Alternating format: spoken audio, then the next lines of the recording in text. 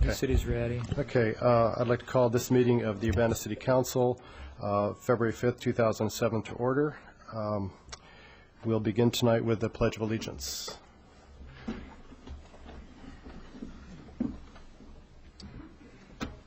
Pledge allegiance to the flag of the United States of America, and to the republic for which it stands, one nation, under God, indivisible, with liberty and justice for all.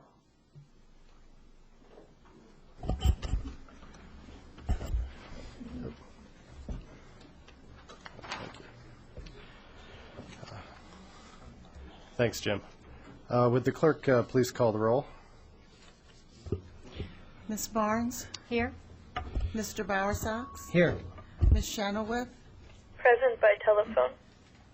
Mr. Lewis? Present. Mr. Roberts? Here. Mr. Smythe? Here. Ms. Stevenson? Present. Mayor Pressing. Okay. I'd entertain a motion to approve the minutes of the meeting of January 16th, 2007. So moved. Moved by Lynn Barnes. Second. Second by Robert Lewis. Any corrections? Brandon?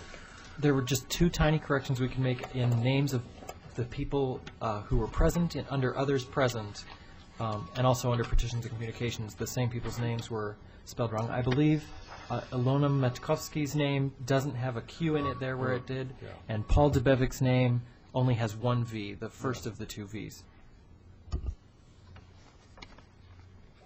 That's a good catch. Anything else? All those in favor of the corrected minutes? Aye. Aye. Opposed? Minutes are approved. Are there any additions to the agenda? Seeing none. Questions and communications. I've got one card. If there's anybody else who wants to speak to the council, please fill out a card. Norm Baxley, on ordinance number 2007-02, the, let's see.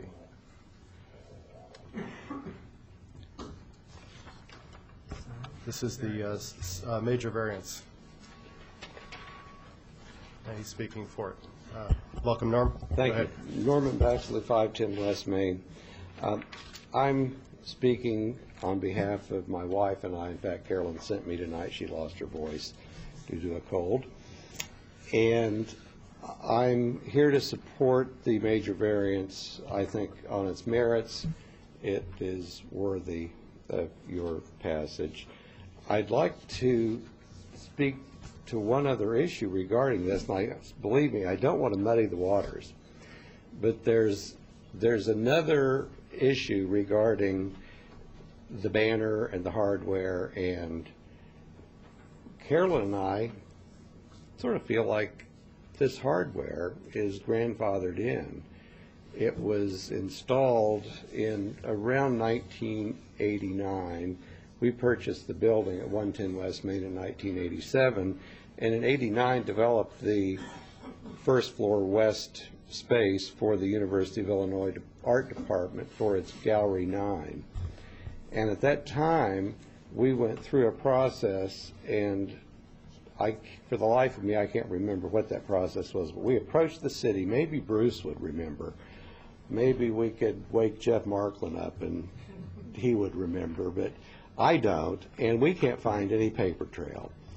I think the university art department approached the city, negotiated an agreement. I'm not even sure what the ordinance said at that point in terms of projecting signs or square footage or whatnot. But there was an approval, and I know that because Carolyn and I spent quite a bit of money installing this hardware, which was engineered. It goes through the wall with rather large 5/8 inch through rod with steel plates behind it and guy wires, and so it's engineered correctly. But we have no paper trail. The hardware there are two bars that extend from the building about 4 feet, and gussets and guy wires and so on. And I guess one of the things I like so much about living in Urbana is we can we can lose track of these little things, but we can sort of understand the intent. It's sort of like when we acquired, about 10 years ago, the Masonic Building, which is just across the street. We got the title to the property.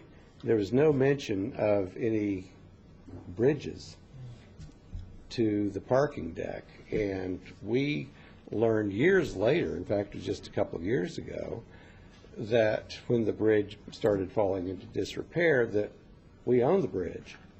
There was no record of it. There was no paper trail. We were told that the owner of the property, or at that time, paid the contractor who built the deck the expense of putting the bridge in. And we said, well, fine. We own the bridge. I was pleased to own a bridge, and we set about repairing it. We had our maintenance man get underneath, set up scaffolding, clean the scale off, and we brought it up to a good standard. And that was that. That's simply all it took. We didn't have anything on the title. There's still nothing on the title as far as I know. So the hardware, if you could look at that as the hardware is basically there permanently. The banners are, you could say, consumable. You can change banners. The hardware is no good without the banner. So that's just another consideration for you to think about, and maybe Bruce can put his hands on that agreement. I doubt it. But hopefully that's not an issue, and we can memorialize it tonight with this action, and we'll have a record of perhaps 30 years later our record keeping's better. Yeah. We'll see. Hopefully it's a moot issue. Well, I should have a record of it, but I don't. But Brandon. Thank you, Norm, for coming, and congratulations on bringing another exciting tenant into downtown. I'm really excited about the property. My question for you is about this sign. Do you know, because you know about so many buildings in downtown, of other buildings that have signs like this that were once there that aren't now, where if we granted this one, to be fair to everybody else, if there were other people who still have some sign hardware, they might ask us as well to approve a sign going back in some place it used to be. Do you feel like this kind of sign, this installation, is something that's really unique to this one building, or there are other places in downtown that are similarly fitted up with hardware? I can't think of any that would use a cloth banner. I think that this type of banner is somewhat unique in that when Gallery 9 opened, they had aspirations of having something that looked like a Soho gallery with a big cloth banner. The only other thing that comes to mind would be a really old antique sign like Bunny's, which I was thrilled to see restored. The marquee of the cinema, we're just in the process of completing restoration of it, and it's fully functional, and the lights burn now. Other than that, I can't think of anything, Brandon. Okay, thanks. Yeah, and I guess my only question is the structural integrity of the hardware that's there. Okay, I had two structural engineers, Gary Burgett and Jim French, both examine the hardware, and I think they were going to write a report. And I think they were. I see nothing back here, so. Okay. Okay. Okay, any other questions for Norm? Thanks much. Thank you. Next up, Barry Suits, representing Illinois American Water.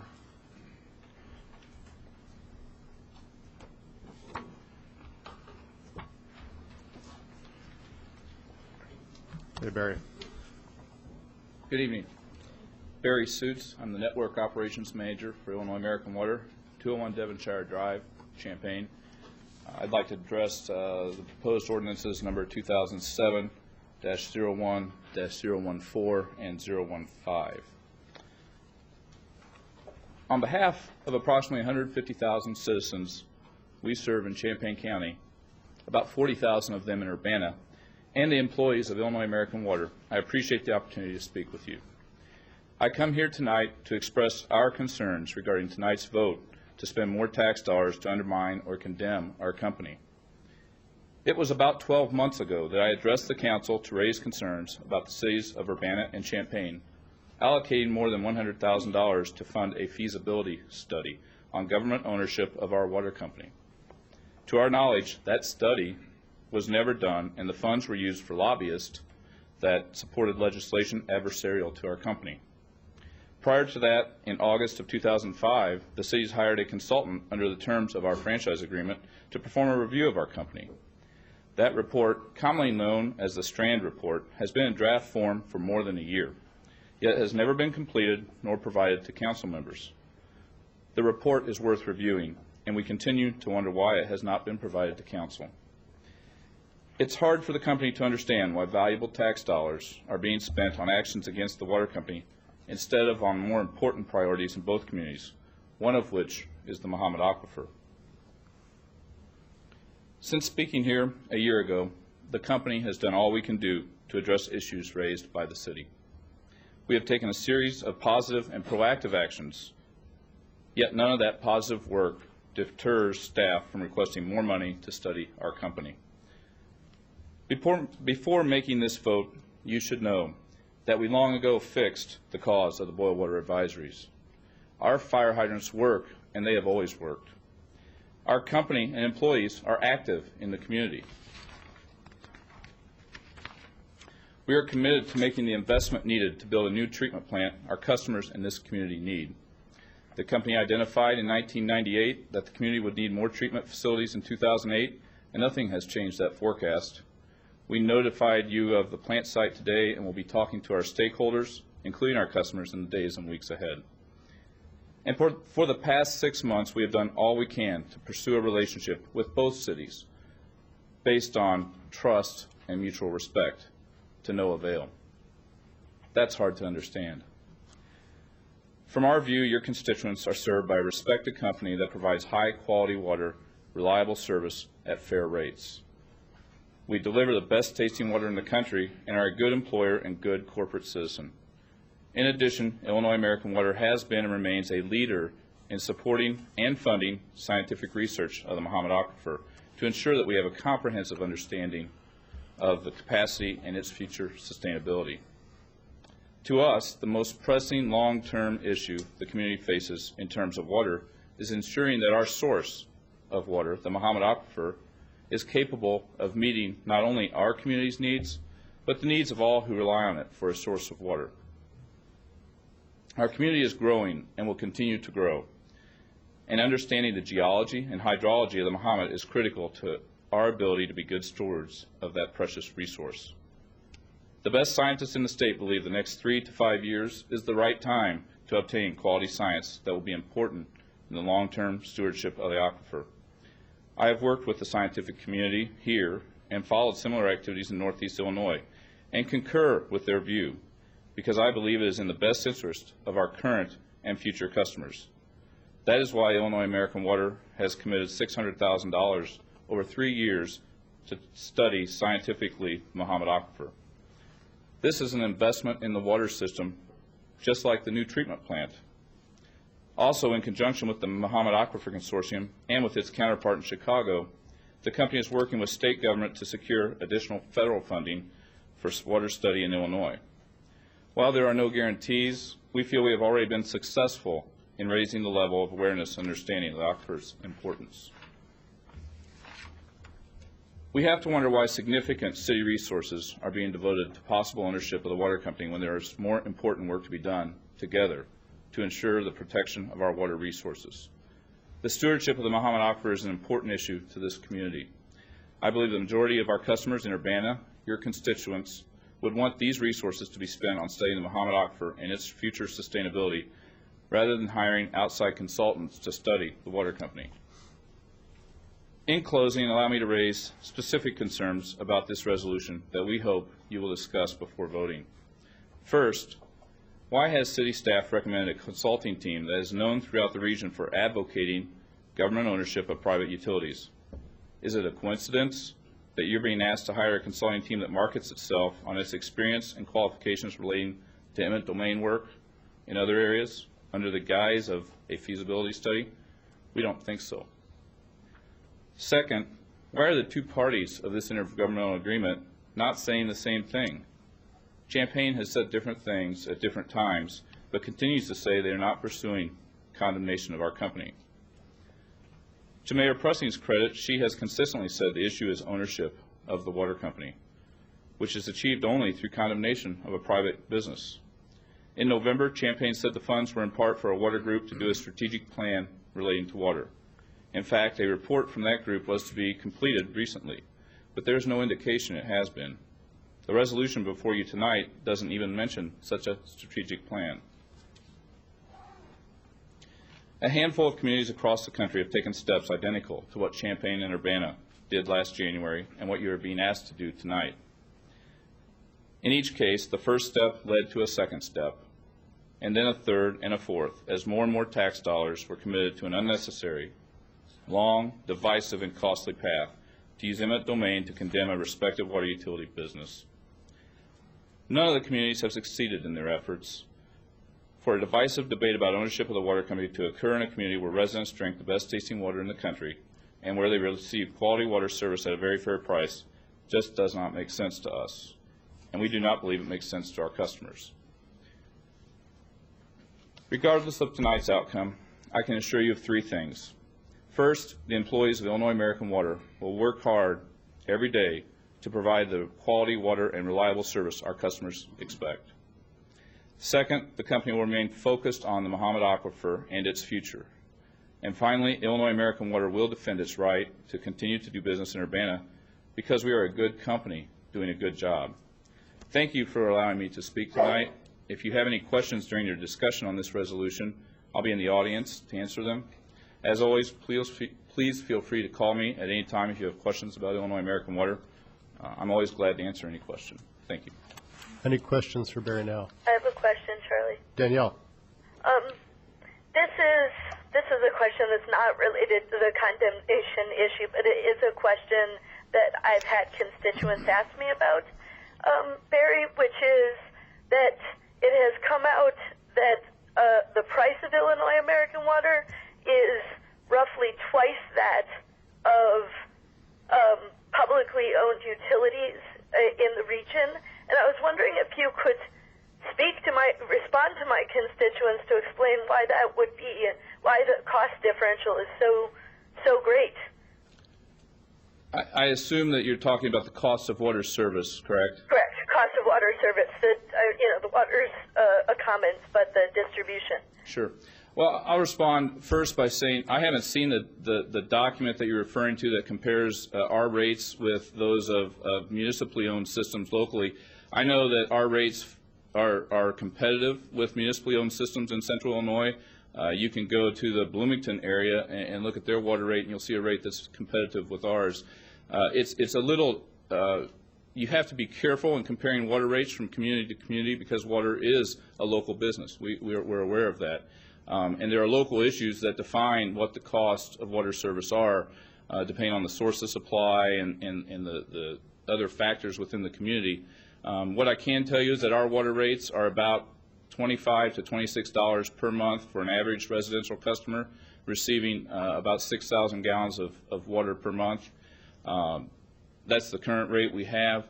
That's for soft water. It's award-winning water. In fact, some of the communities you may be comparing to are not softened water, and their constituents have to provide their own water softener and salt to bring the water to a quality that equals ours or even more closely equals ours.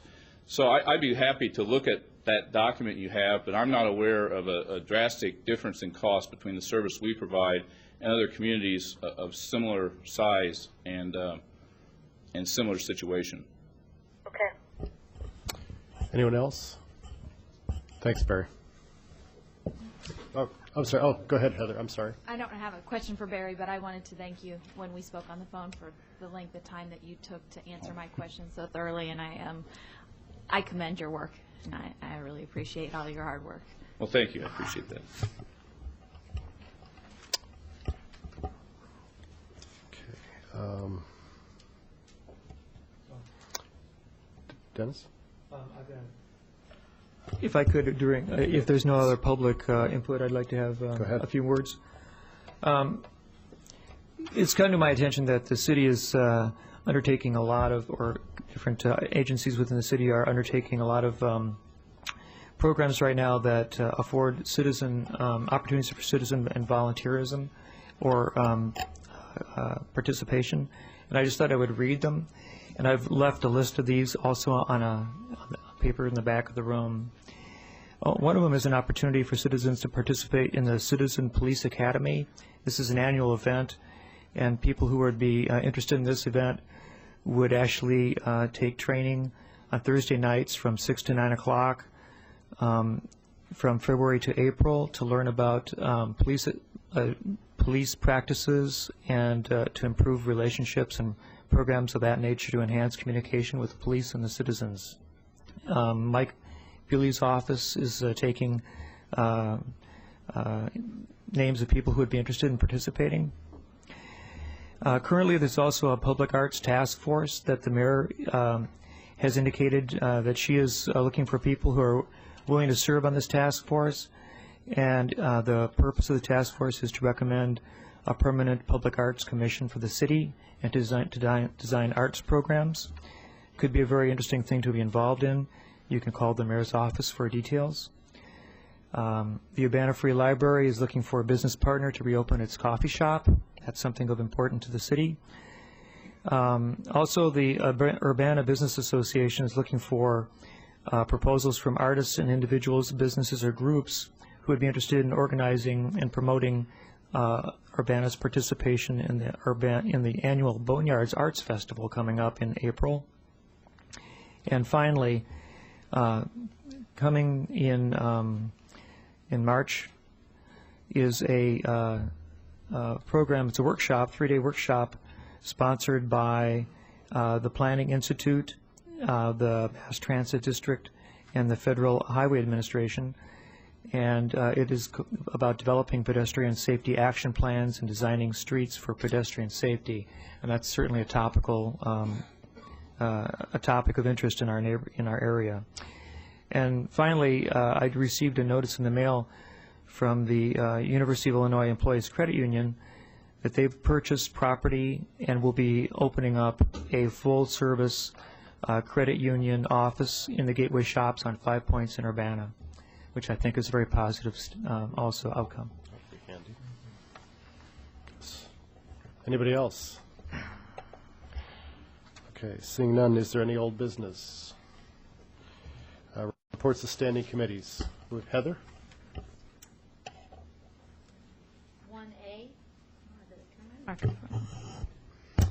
1A, ordinance number 2007-01-016, an ordinance abating tax levy for $965,000 for the general obligation bond series 2005, and for the committee, I so move. Second. Moved by Heather, second by Lynn. Is there discussion of this item? Seeing none, would the clerk please call the roll? Ms. Barnes? Yes. Mr. Bowersox? Yes. Ms. Chenoweth? Yes. Mr. Lewis? Yes. Mr. Roberts? Yes. Mr. Smythe? Yes. Ms. Stevenson? Yes. 1B, ordinance number 2007-01-017, an ordinance revising the annual budget ordinance for the North Lincoln Avenue Fire Station signal. For the committee, I so move. Second that. Moved by Heather, second by Dennis. Any discussion? Seeing none, would the clerk please call the roll? Ms. Barnes? Yes. Mr. Bowersox? Yes. Ms. Chenoweth? Yes. Mr. Lewis? Yes. Mr. Roberts? Yes. Mr. Smythe? Yes. Ms. Stevenson? Yes. Motion carries. Item C, ordinance number 2007-01-014, an ordinance approving an intergovernmental agreement regarding the water service. I would entertain a motion here. I second that motion. She wants. The motion is, She wants somebody else to move it. all right. I move that we adopt ordinance number 2007-01-014, an ordinance approving an intergovernmental agreement regarding water service. It's been moved. Is there seconded by Brandon? Discussion. Lynn? I'm going to vote in favor of this step. I do think any next step that we take will need some further discussion and involvement, with the water company, and doing everything we can to make sure that the needs that we have are clearly getting met. So I think I'm supportive of moving ahead the way we've talked, but I think anything further, we need to give it some more serious thought and make sure that we're collaborating in every way we can. Heather? Actually, I will be voting no, because I think we've invested so much money and so much time, staff time, and Mr. Suit's time, and nothing, it doesn't seem like anything fruitful has come from it, and it just seems like we're just spinning the wheel, and I just wonder if we continue to say yes to the next step, when is the wheel going to stop spinning, and when are we going to get an answer? And I've never seen anything where the government owns that runs better than when a private business owns it, and I think that we have great water in Champaign-Urbana, Illinois, and I would attribute it to people like Barry Suits and running a very good company. Others? I actually have some second thoughts on this too, and one of the things, I think there are three issues that I've asked that come to us at some point, which is the Strand study, even if it's a draft. I want to understand the franchise agreement that we have, and I'd like to understand the capital improvement plan that the franchise agreement lets us look at of the water company. I think those are three very important things, and I'm probably going to vote present tonight because the mayor isn't here, so that this can go forward. But I think we need to address, review those three items here very soon to understand where we really are going with this, because I think there's something to be said for what both sides are doing. I sort of agree with Lynn. I sort of agree with Heather, but I really need more information to move forward in any substantive way. Lynn, and then Dennis. I also think it would be good, Barry talks, and this is good, about the improvements and the investigation of the aquifer, and that's great, and that's the right thing to do, and information that we're interested in too. And of course, the new water treatment plant, that's an important, infrastructure improvement, I think, for our communities. But it probably would be good to see if there's going to be a financial impact on, which I would think there probably would be, and what that might do to our future rates, the expenses that the company is having to invest in those two issues. So something that might be good to be informed about what the impact would be, rather than maybe to be surprised about that later. Yep. So that's some information that they could come forward with that would help us. Well, Dennis and then Heather. Well, I attended, and some other members of the council attended, including the mayor, the study study in the program announcing the study of the aquifer that was held and sponsored by Chancellor Herman at the Beckman Institute several months ago. We do know that there is a multi-city and multi-agency task force that's begun study of the aquifer question and serviceability. And I think that perhaps even some of the improvements that have been suggested by the Illinois American Water Company might be completely tied into the fact that the city has made a statement and a stand for being very interested in home ownership, just as it's a home rural community, to explore the feasibility. Just because we're exploring the feasibility doesn't mean we'll necessarily go ahead in a certain direction or not. But if we didn't have an aggressive and a strong hand in participation of our own future and destiny concerning our water resources, I'm not sure that some of the steps that the Illinois American Water Company have taken so far would even have occurred. I think they're their interest that they're showing is somewhat in response to the city's, this community's strong stand for improvement in the water quality. What I remember most recently last year were 4 or 5 different instances where we had boil water warnings issued in our community, and I think it's only because of our response that we're seeing any activity at all. So I'm not ashamed or even worried that we're taking this first step. That we might study it and review it at the next step seems totally feasible and comprehensible and intelligent. And I think we are intelligent people here on this on the city council. But without a little bit of aggressive action right now, I think we would merely be at the service and at the whim of or the wish of the improvements as might be coming down the line from the water company as it is. Well, my biggest single concern with water is actually regional control and ability to determine our future and the region's future. The Mahomet Aquifer is after all, a regional resource. It's not just ours. In fact, most of Urbana isn't even over the aquifer. Maybe to the north, we've got a piece of it, or on the edge of it, and it does supply our water, and we may actually, via our leaking pipes, be helping to recharge it. Clearly, for the future of our community and the area, knowing what the capacity of the aquifer is and things like that are very, very important. And there I have no question that we need to move forward on understanding and controlling our destiny.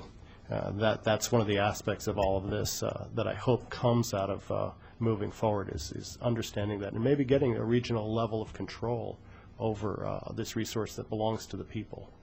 So, further discussion? Seeing none, would the clerk please call the roll? Ms. Barnes? Yes. Mr. Bowersox? Yes. Ms. Chenoweth? Yes.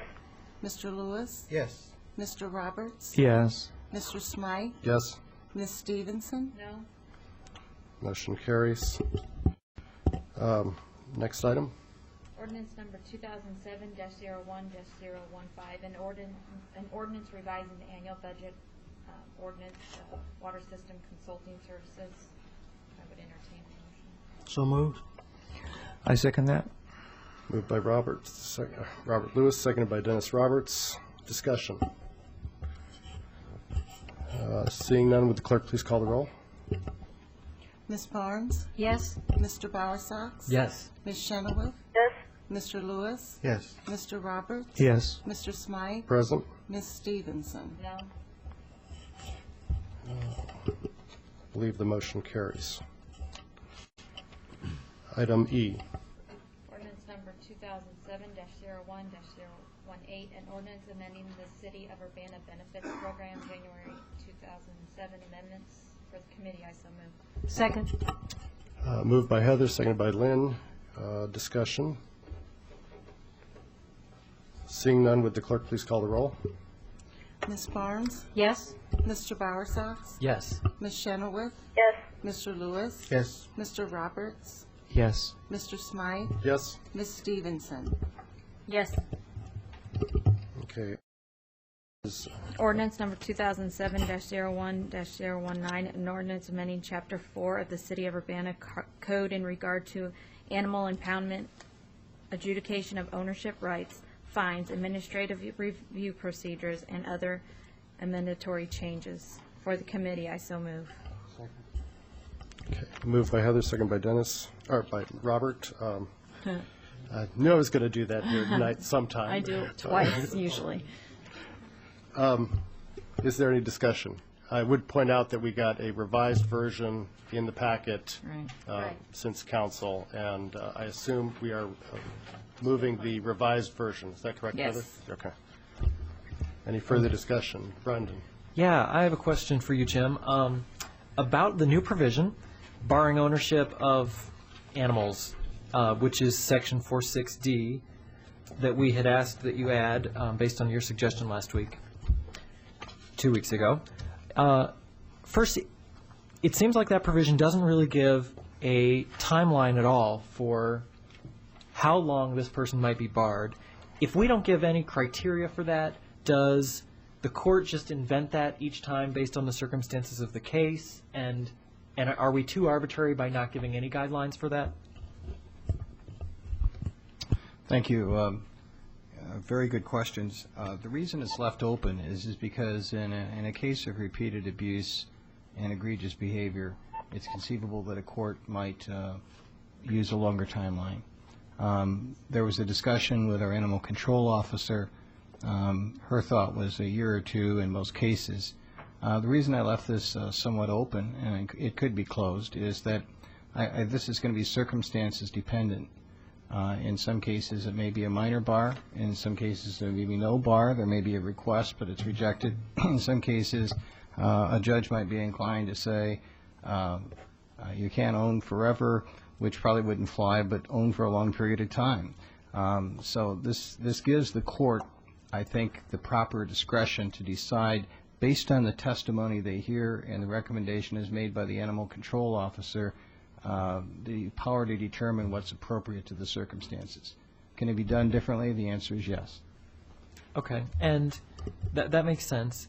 Do we often, the other interesting sort of hitch in it to me seemed that we don't know when this goes to court what other animals the person might own. And it seemed like it wasn't a blanket bar on this person owning any other animals in certain categories, dogs or something, but it was a bar on specific animals that we know this person owns a boxer named Henry and a pit bull named Josephine, and that we would have to know individual animals and the court would make a determination to bar ownership of specific animals. Am I reading that right? No, I think that's true. But number one, most of the time, if it's a larger animal, there's going to be some evidence available to the animal control officer. Is it possible they might not catch anything? Yes. Is it possible they might have a hamster or something inside the house? Sure. But I think that probably the real teeth is not so much an inventory, of what he owned, so much as a finding by the court, and then if there's a problem later, the court is of record. So, I don't think that we should get too caught up in the workability issue. The fact of the matter is now that our animal control officer, Chelsea Angelo, indicates that a disproportionate share of her calls are to the same persons who many times are stripped of ownership of a pit bull, and then, a couple weeks later, a month later, they have another animal. Sometimes that's for personal, and sometimes they are kind of in this sub-rosa business of raising them and then trying to sell them. So what this provision seeks to do, without being arbitrary and putting it at the hands of an administrative officer who's also an enforcement officer, is to say that when we do have these kind of cases and when there is objective evidence, we can submit that evidence to the court. The court can make a determination. The determination may not be complete in the sense that we know every animal that they own, but when repeated problems come to the attention, that tool will remain. And I can assure you that in most cases, judges do not look kindly upon abuse of an animal. And most of these cases seem to revolve around mistreatment, abuse, neglect, not maintaining proper conditions. Okay, thank you very much. Yeah, I strongly support the new provision. Dennis. Yeah, I've got a question for you, Jim. One of the elements that is considered an expense that's incurred by the city during impoundment is apparently there's often a cost of not only impoundment but veterinarian expenses which incur, and also, of course, the cost of possible euthanasia of the animal. And I'm wondering, I haven't sat in on any court case concerning animal impoundment in my life, so I have no idea. How often does medical assistance to animals that are impounded take place? How often is a veterinarian called to do a medical examination of an animal that's brought in? Is this something that depends on situation, or is it a regular procedure? Because if it's regular procedure, of course, there'd be an expense. And having taken my cat for dental work recently, I know that even teeth can be extremely expensive. And I imagine that there are all kinds of other issues that come up with in a veterinarian's inspection of an animal.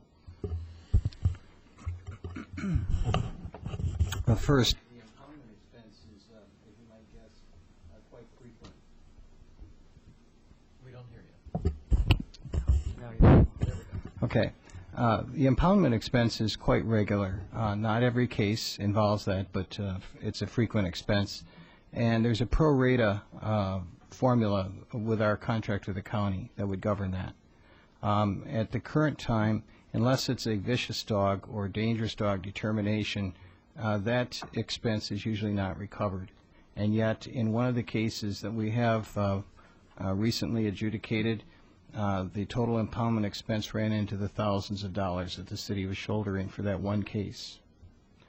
Is that due to length of impoundment? Yes. Now, the issue of veterinarian expenses is covered only because we have had a case, not a lot of cases, but a case which arose which involved a female dog and a litter of some 6 puppies. They had mange and ringworm and other associated problems, and there were 3 different issues here. First, the veterinarian indicated that this was not something that was going to be easily treated. Second, it was highly contagious not only to other animals in the pound, but also to the staff. And third, they did not want to be charged with that responsibility. We dealt with that issue in the absence of tools in the ordinance, primarily by a declaratory judgment involving a state provision. So I went to the judge and said, we have a problem. It's a problem with the county, is us. We need a determination from you regarding that provision, whether it applies. And in that case, we obtained the ability to deal with the situation, but again, we were faced with medical costs that will never, ever recover.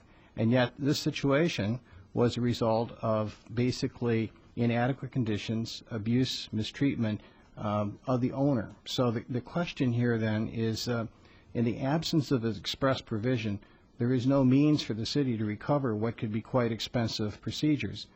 Now, in addition, in some cases, there may be possible treatment, albeit it could be expensive. And you'll notice that the provision here is to say, we will advise the owner, we will seek their involvement, they can post a bond that covers it if they care to, and that way we're trying to safeguard their rights as well. It's up to you to decide whether we've hit the right balance in the way these provisions are styled.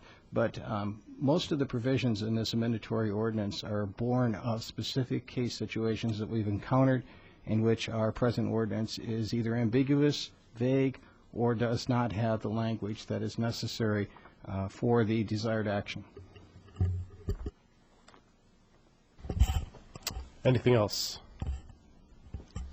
Would the clerk please call the roll?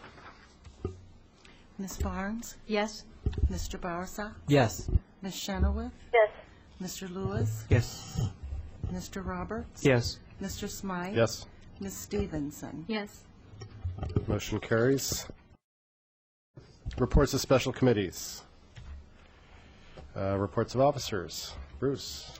Or Tom.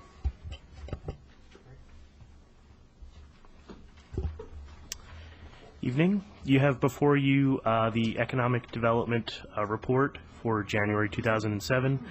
Just to highlight a few items on this report. Starbucks has begun construction downtown. It's a very exciting project for us. That project is on the northeast corner of Main and Vine. Staff attended the open house for the Grand Oaks luxury condominiums at the Urbana Country Club. It's also an exciting and somewhat unique project for the city.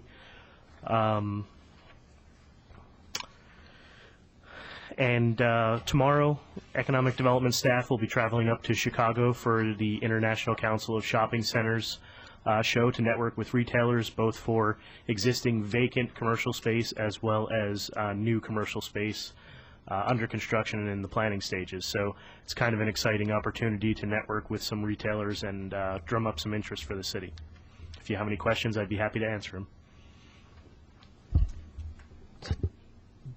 Yeah, briefly, Tom, Sure. do you, I guess, what sort of materials, and do you have everything you need to be attending these? I know you've gone before. Sure. Yes, I was actually a member of International Council of Shopping Centers before I came to the city of Urbana in my former position, and we had attended several events, so I have a kind of a feel for the types of people who attend the shows, and what we've done is we've called all the, well, not all, but we've tried to contact as many local commercial real estate brokers, anyone who would have any commercial space available, and we've worked with those people to get promotional materials for their sites, square footages, prices, asking prices, things like that. And then actually this show is, they are offering municipalities free booth space at this show, and so really it's table space, and what we do is we put on the table the projects that are going on in the city, any kind of property data sheets that we have, and then retailers have the opportunity to come to our booths and talk to us if they're interested. And then the second half of the show is the retailers are at their booths, and then we work the room from the other end. So it's an interesting show, and we generally have at least a few leads come out of shows like this. So. Any other questions for Tom? Bruce? Yeah, okay. Thanks, Tom.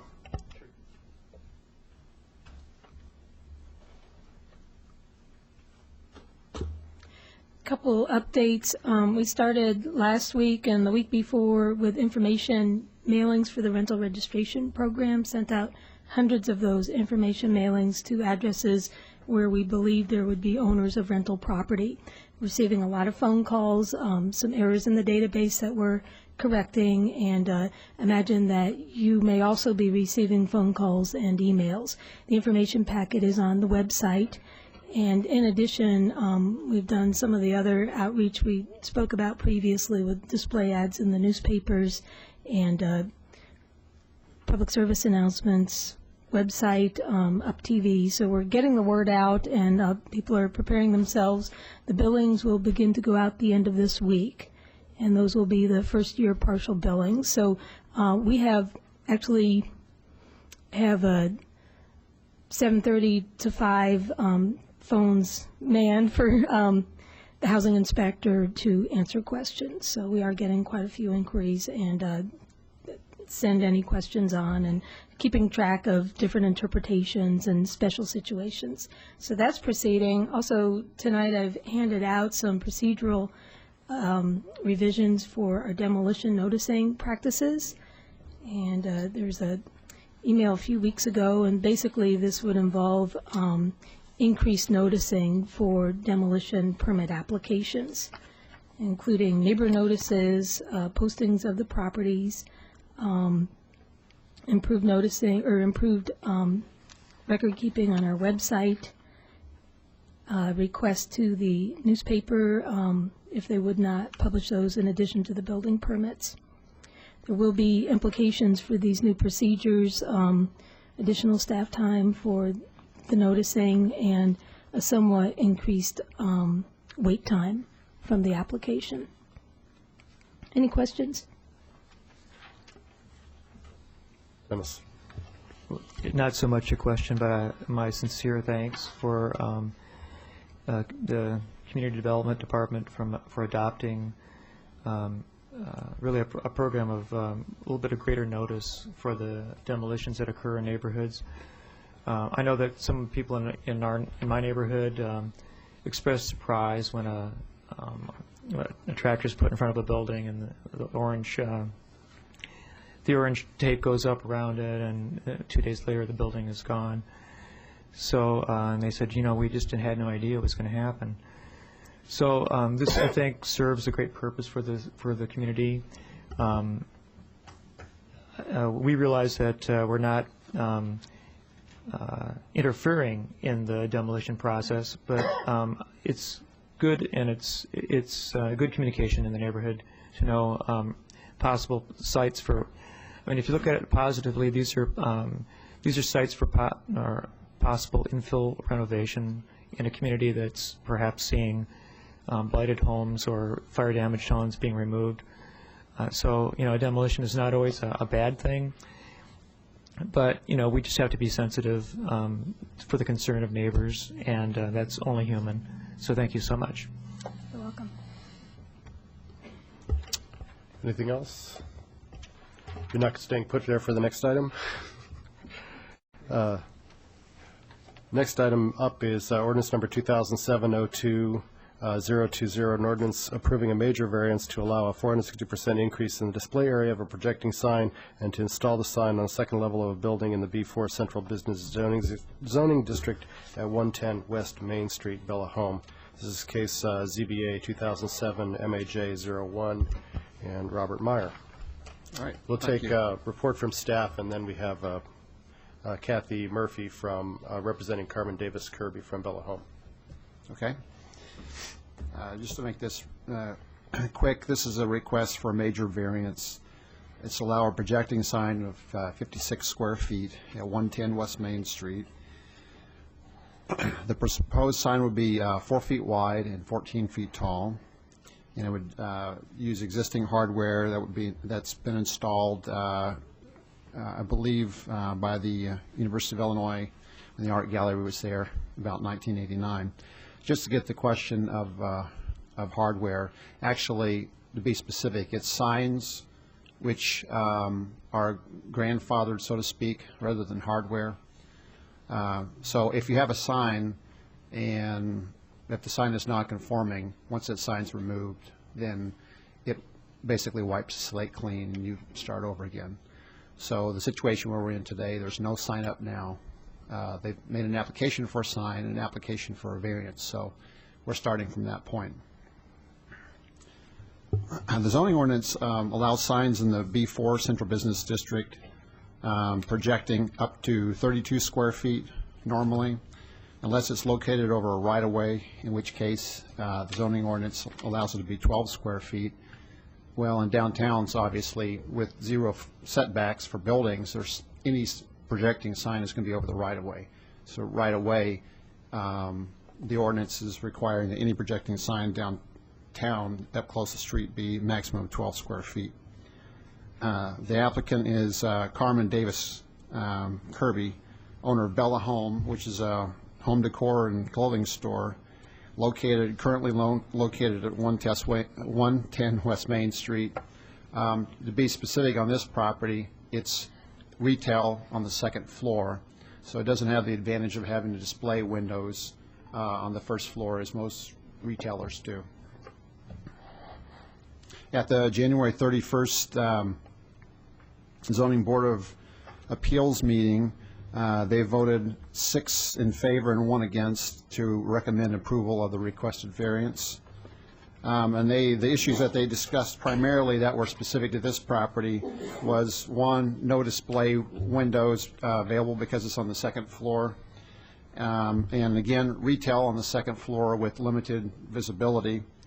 And also the window size and spacing on the second floor doesn't really allow signs flat against the wall very easily because you would be covering up windows if you have a vertically oriented sign flat against the wall.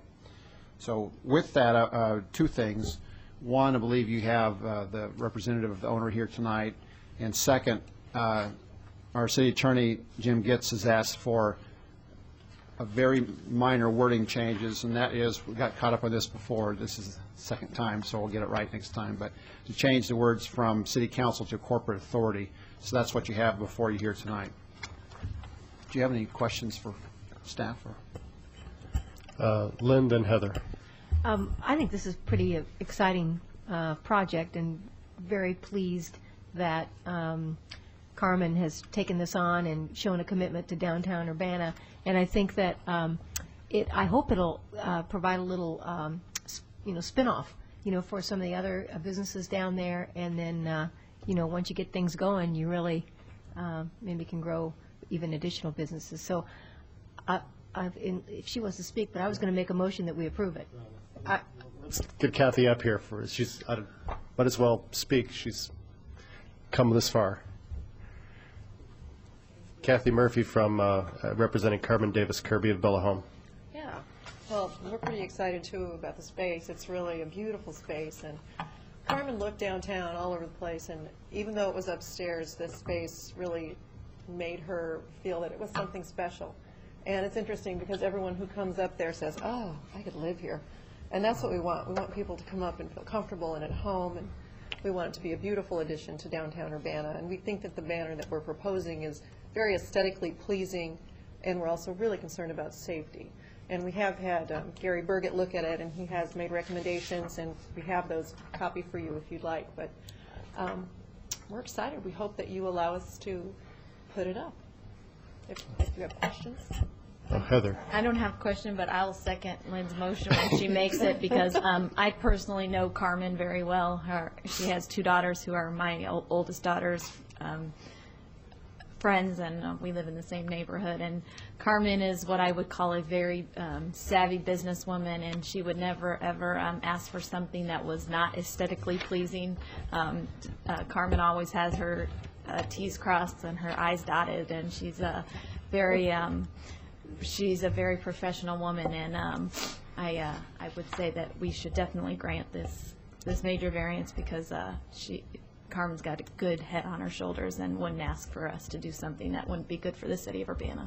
She's really committed to Urbana. Any other questions? I have a comment, Charlie. Lynn, or Danielle. We have a motion on the table, right? There was a motion and a second. Well, Yes. yeah, I guess there's been a motion by Lynn Barnes and then a second by Heather Stevenson to approve this. Okay.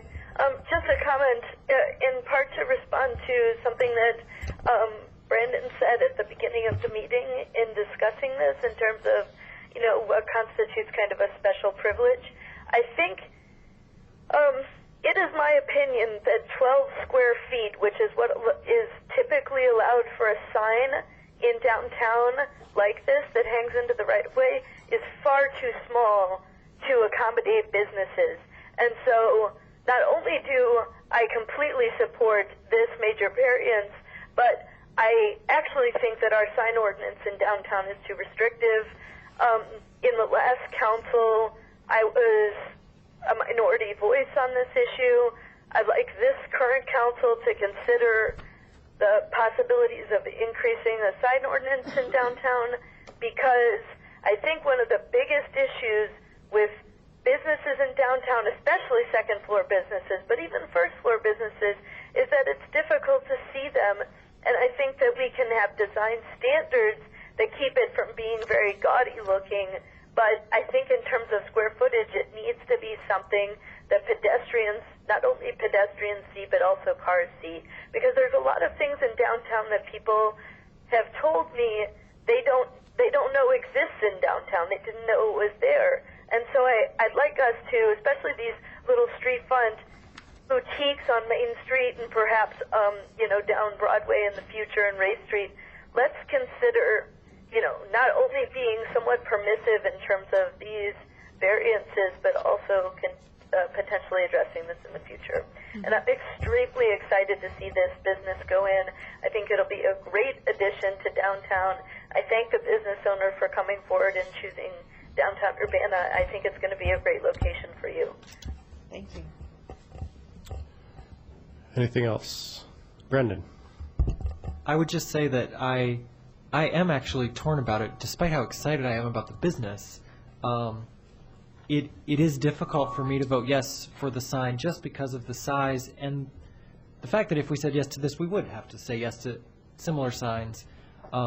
If it weren't for the fact that there are some things that set this property apart from others, and this particular sign, and the fact that there was a sign there before that was this size, if it weren't for those things, I would certainly vote no, but I think tonight I'll reluctantly support a yes vote.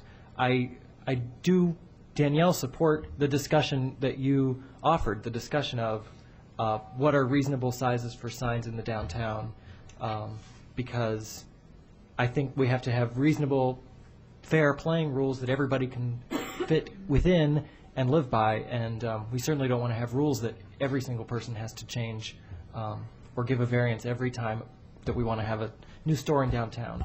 So I am concerned, and I don't think that we're setting a precedent because this property is so different. Dennis. Well, originally I did look at the size and think that's pretty huge. And then I thought about the materials it was made of, and it being a banner.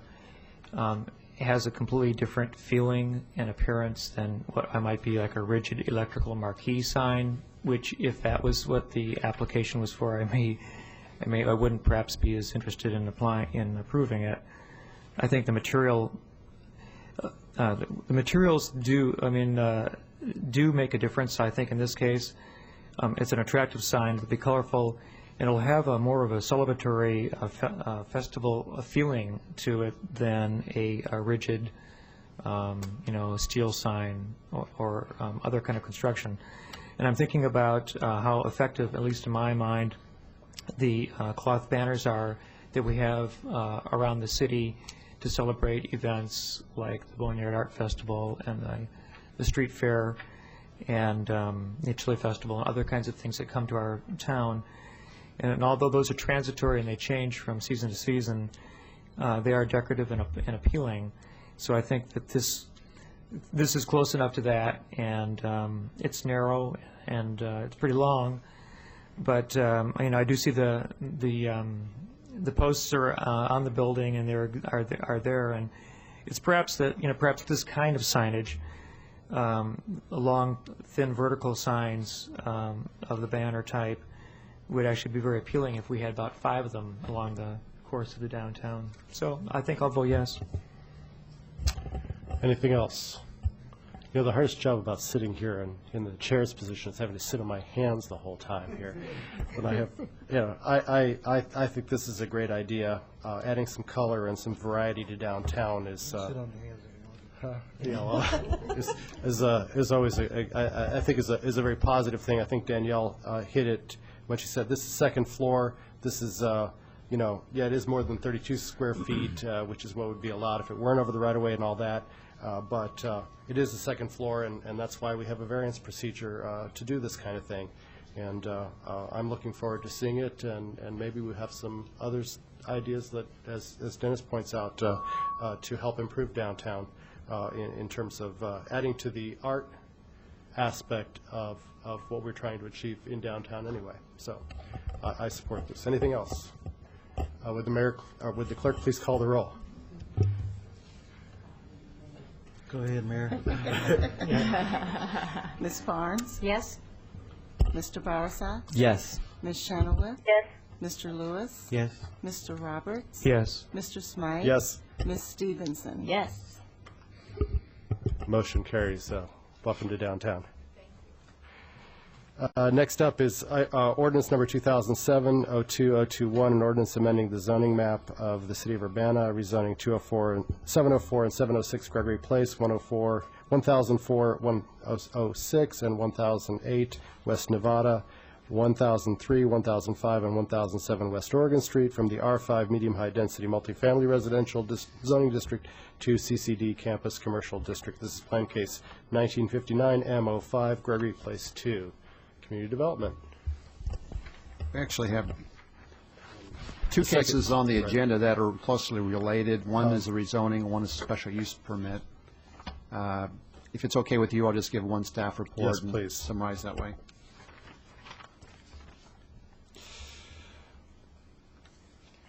Second here.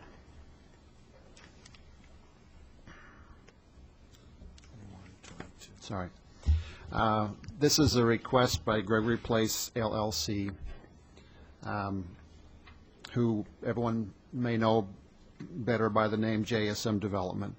It's to rezone 8 properties of approximately 1 acre from R5 medium-high density multiple family residential zoning district to CCD, which is a campus commercial zoning district. At the same time, they're requesting, and it's on the same agenda, a special use permit to allow the construction of a 5-story commercial building, which would have about 54,000 square feet of commercial and office space on the first 2 floors, and then the other 3 floors above that to be residential units with about 140 apartments. Just to give you a sense of the size of the development that we're talking about, we hear quite often about infill development, about people's desire for infill development. This project is going to, just the commercial and office space is going to be about the size, about quarter the size of a super Walmart, plus 140 residential units in one building. And then that will be across the street from the first phase of this project, Gregory Place 1, which has already been constructed and is already occupied. That will again, give you a sense of the project that we're talking about, all of that in one building. The University of Illinois is the property owner, and so Gregory Place LLC, JSM Development, they're going to be the developers. At their January 18th, 2007 Planning Commission meeting, they recommended unanimous approval for both the rezoning and for the special use permit. Back in November 2001, the University of Illinois issued a request for proposals for development of these two adjoining properties across the street from each other, Gregory Place, as it's commonly called. And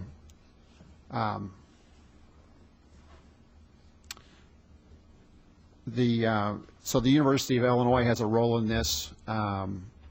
They are also having design review requirements for this project, and their design review is to ensure that the building is in keeping with urban style development, but that's also in keeping with the campus as well. So you'll see in just a moment that the buildings are principally of brick veneer with limestone trim. In terms of the comprehensive plan fully supports the development, both the rezoning and the special use permit. In fact, if you look on your comprehensive plan map 8 for this property, and I'm quoting here, campus mixed use, encourage more East Campus Commercial Center style of development. That's the technical term for Gregory Place 1. So I don't see how you could get really a better fit for this development following the comprehensive plan. The rezoning conforms to the standards for our zoning criteria, and also furthermore the project meets the special use permit requirements of the zoning ordinance, which are detailed in your staff reports. Just one more thing to cover. A lot of times people have a question about parking. The project is going to require about 190 parking spaces. They're providing 41 parking spaces on site. The rest of those parking spaces will be provided by the University of Illinois on adjoining parcels in lots D21 and D22. And they will be dedicated parking spaces for this property. Consequently, the project will fully conform to the city's parking requirements. Additionally, this is urban style development. It's going to have great access by pedestrians, bicycles, bus system, and it's within walking distance of the campus. The other item that I wanted to cover briefly before Scott Kunkel makes a short presentation is that this property, although owned by the university, it will be developed by a private developer and will be taxable property. And also, you should know that the city staff is bringing forth a development agreement to I believe, the next council meeting for this particular project that will hammer out some of the details of how we're dealing with some of our items that we need to agree upon. So with that, city staff is recommending approval for both the rezoning and special use permit. Again, Plan Commission likewise has recommended unanimously for approval. With that, I see Scott Kunkel in the audience, and he can fill you in on some more details on the project itself. Questions to Robert for the presentation? Please. I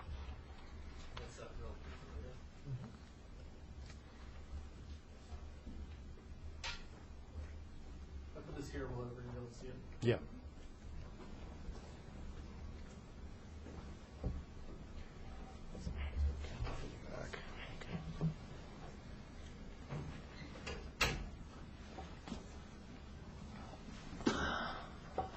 Well, good evening. My name is Scott Kunkel. As Robert mentioned, I'm with JSM Development. Pleased to be with you this evening. It was in 2003 that we came before you with the Phase 1 development of Gregory Place, which was more officially known as the East Campus Commercial Center. That project was completed in August of 2004 and is occupied at this time. It was a very successful project, and we're anxious and eager to move ahead with Phase 2. What we have for you tonight is the plan for the Phase 2 project. Just as a very brief orientation, what you see denoted here in red is the Phase 1 site. Gregory Place would be immediately to its east, Oregon to the north, Nevada to the south. McCranach Center for Performing Arts is to the north, and the Spurlock Museum is to the north and east. If you've been by the building, this is what it looks like, the Phase 1 project. And as Robert mentioned, there's pretty extensive use of brick and limestone detailing that's consistent with the university character construction that was part of the design guidelines that the university established. The Phase 2 site is immediately across the street. This is the red area that you see depicted here. It is actually a slightly larger, actually significantly larger site than the Phase 1. It is just slightly more than 1 acre in size, and we feel is a strong complement to the Phase 1 project. I'm just going to walk you through very briefly just the uses of the building.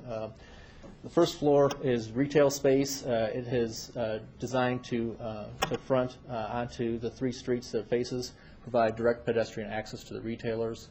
Each of the businesses that would be anticipated would have a direct door to the exterior, so it's not like a mall situation where you come into a common corridor or lobby and access retailers from there. Each business would have a direct access to the exterior. I think that's important in a pedestrian-oriented sort of environment.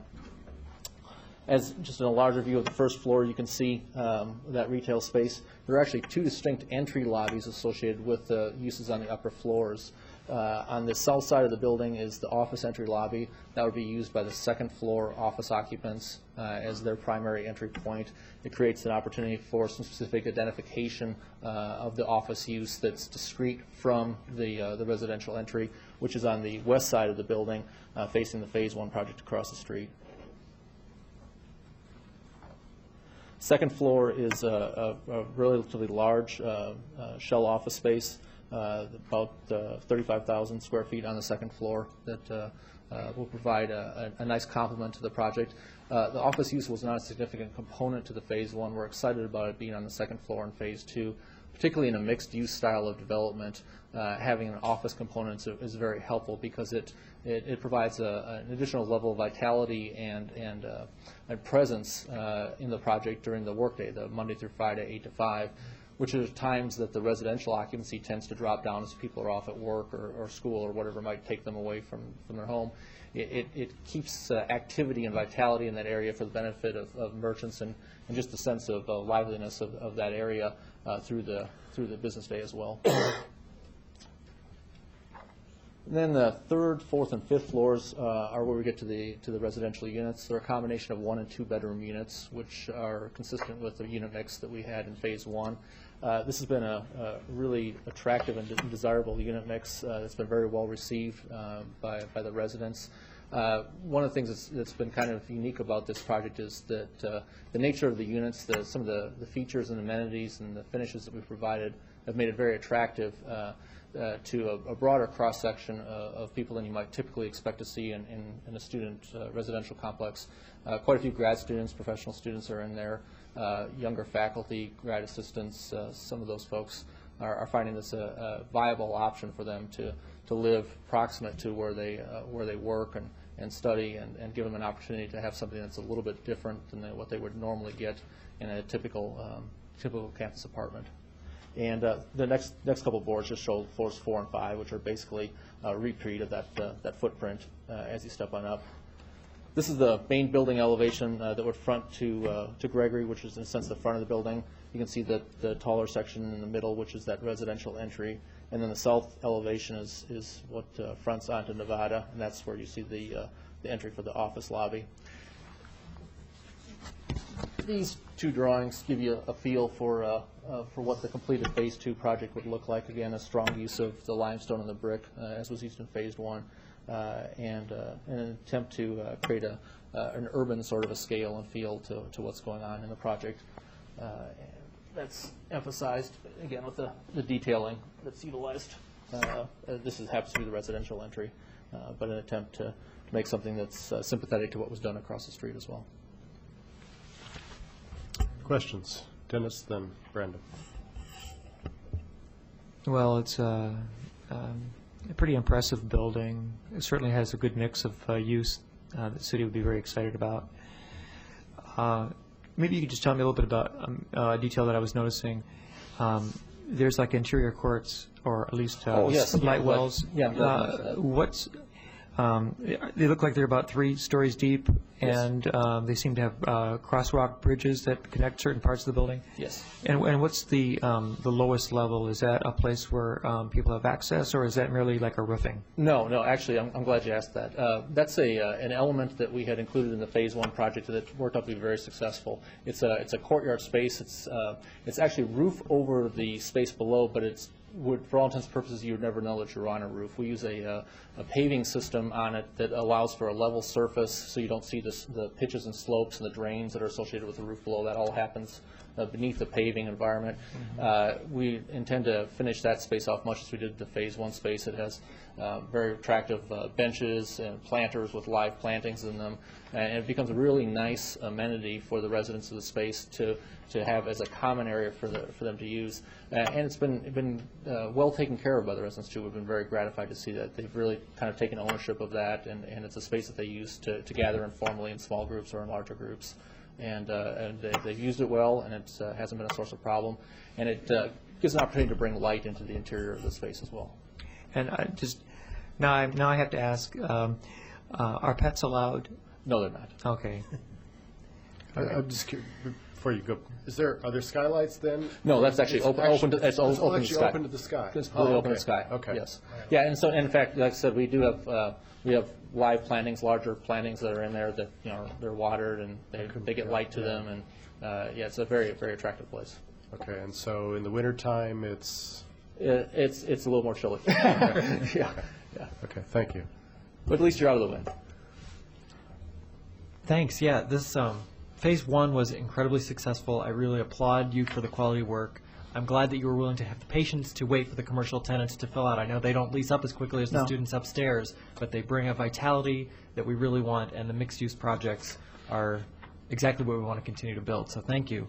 My brief question is, do you know what is the phase after this? Is there any public information about the U of I's plans still to build structure parking in this area, or what will happen with the rest of the properties? It's a neighborhood in flux, I think, to the east. Yeah, that's correct. I personally don't know. I mean, Okay. we've heard different things, and as I'm sure you have, as to what eventually will come of that. The university just recently completed Doris Christopher Kelly Hall, which is at the far end of this block, or at the intersection of Nevada and Lincoln. Very attractive building, and I don't think the university owns the entire block at this point. There may be a couple parcels that are privately owned.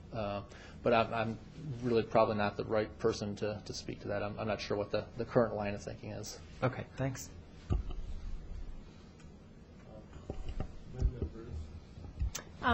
This is exciting. And are you looking in terms of retail similar to what you have at Gregory Place 1? A couple restaurants, some other retail kind of Yeah, absolutely. places? Yeah, we were. There's certainly kind of a center of gravity that begins to be created with dining options, and having just one dining option in a place is really not the best fit. You really want to have a mix of styles and levels of formality and casualness that are available to meet different needs at different times. One of the things that we were excited about in Phase 1 was introduction, at least some interest, and that played out with the successful business General Eccentric, which is a clothing retailer that's on the first floor, and that's something we're very excited about, and we want to see more of that happen as well. It's nice to see a retail option that's obviously focused at that customer base that's going to be prevalent in that area, but they've been a great fit for the project. Do you have preliminary interest? Well, no, actually, they're an occupant in Phase 1. But I mean, for this Phase 2? Oh, for Phase 2, yeah. We've had several entities that approached us, one of which is actually a larger scale national sort of a outfit that has been to town twice now to look at it, and we've provided them the information, and I guess negotiations are ongoing, would be the way to describe it. Thank you. Bruce. This is obviously a very exciting project for the city of Urbana. It's just what we want for this type of urban infill project. Just to remind the council members that the nexus of this notion of sort of a mini campus town replacement, I think Charlie was on the council when it's been more than 10 years, maybe 15 years ago, with the acquisition of properties in and around the Kim Life building, and we've worked consistently with the university over this long period of time to find a way to work collaboratively to replace the tax base. This $25 million investment, which we thank the Hartman family for investing in Urbana, by the way, goes a long way to replacing all of the tax base that was taking in that central campus area from university acquisition. So this is significant to the city on many levels. It has a long history, and certainly in addition to JSM, we want to thank Dennis McConaughey's here with the university.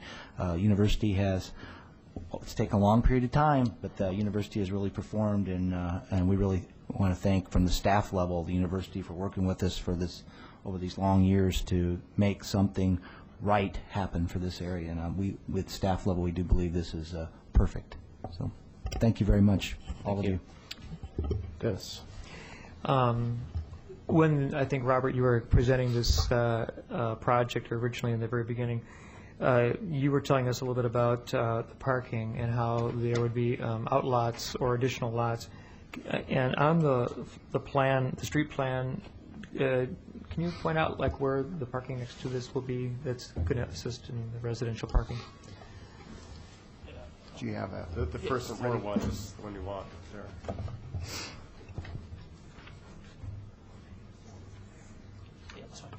This might be the best thing to show you on.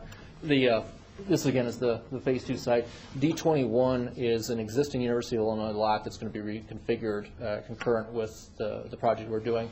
That occupies this area right now. So it's the lot that's immediately east of our project would be a primary component of, I guess, the university's contribution to our parking. The second is D22, which is right here.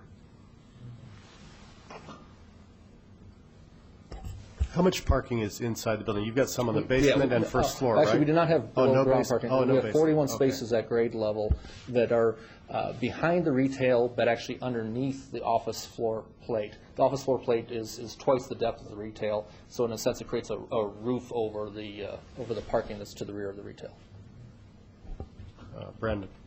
Yeah, I'll move approval of the ordinance amending the zoning map. Second. Moved by Brandon, seconded by Lynn. Other questions? I have one. I have two, actually. One of the concerns I have as a bicyclist, and council members except for Brandon haven't seen the plans for bike lanes and stuff all through there. I assume you've seen what the city's worked out? Yeah, actually, Jennifer Selby with engineering, actually, we met with her, and we're actually making a couple tweaks to the configuration of some of our islands and curbs to support what they have planned for some, what I believe are some bicycle paths that go along Oregon in both directions. Yeah. And I'm not sure if Nevada has the same ones or not, and I'd be speaking out of place to tell you that with any confidence. Illinois and Oregon, yeah. Goodwin, and you know, right now, north-south, Gregory, you know, you have the traffic from Searcy and Allen Hall shooting down to Lincoln, or to ISR, the Illinois Street Residence Hall there, that comes right off of a bike path that's right there at the intersection of Gregory and Nevada, and you know, right now you have to, you know, you're going the wrong way if you go through there. And my biggest concern is just making sure there's enough bicycle space going through the extended walkways. Right. You know, just so there's clearance for a car and a bike through there. And so it sounds like you're addressing that issue. Yeah, we are. And there's a couple of kind of two other components that I guess are supportive of that. Part of what's going to happen here is that Gregory Place will revert to two-way traffic when we do this. One of the things that was really important in Phase 1 was the provision of the diagonal parking, the diagonal meter parking immediately in front of the retail. That's a really important support component to the vitality and the viability of the retail use. We'll be replicating that across the street in the Phase 2 project. And to support that and to support the additional width of the walks and that sort of thing, the whole Phase 2 project actually, if you were to kind of look at it relative to the existing right-of-way line, slides east to create more space in there to allow for the two-way traffic and the wider pedestrian paths. Okay. Brendan? Yeah, just briefly, we have had these sort of conversations with Jennifer Selby. She's been wonderfully supportive. The street will be two-way, which is the most important improvement because, as you know, a major bike path on campus ended there, and yet there was a one-way street, but half the people were going against traffic the wrong way on the one-way street because really bicyclists, have to go somewhere when the path dumps them off there. So that problem will be resolved. There's not width for on-street bike lanes, the 5-foot AASHTO standard lanes, but there are wide lanes on the street. I think it's 14 feet each direction. So the cyclist community should have a safe environment there to move from the path to the rest of the street system. I guess the other thing I was going to share with you were comments from my neighbors, since it's in my ward, is they'd encourage a drugstore and a bookstore to be located here. So, anything else? Okay, so we have two ordinances here. The first one's been moved. We'll need a second motion for the other one in a second here. So, ordinance number 2007-02-021 is before us. It's been moved and seconded. Further discussion? Seeing none, would the clerk please call the roll? Ms. Barnes? Yes? Mr. Bowersox? Yes. Ms. Chenoweth? Yes. Mr. Lewis? Yes. Mr. Roberts? Yes. Mr. Smythe? Yes. Ms. Stevenson? Yes.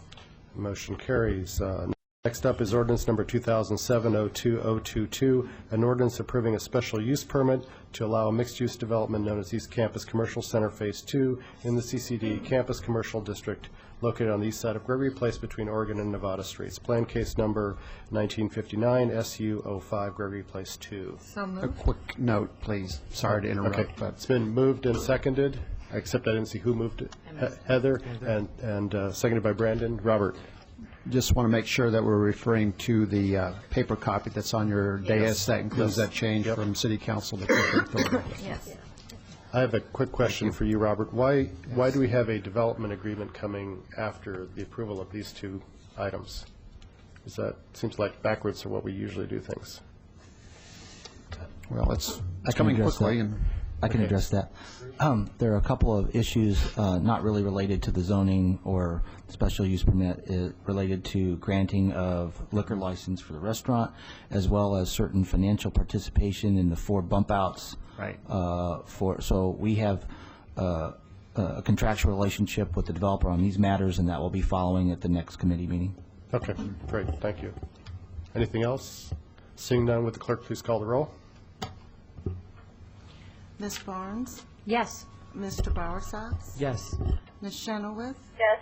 Mr. Lewis? Yes. Mr. Roberts? Yes. Mr. Smythe? Yes. Ms. Stevenson? Yes. Motion carries. Thank you very much. Thank you. Good luck. Thank you. Anything else? Seeing none, this meeting is adjourned.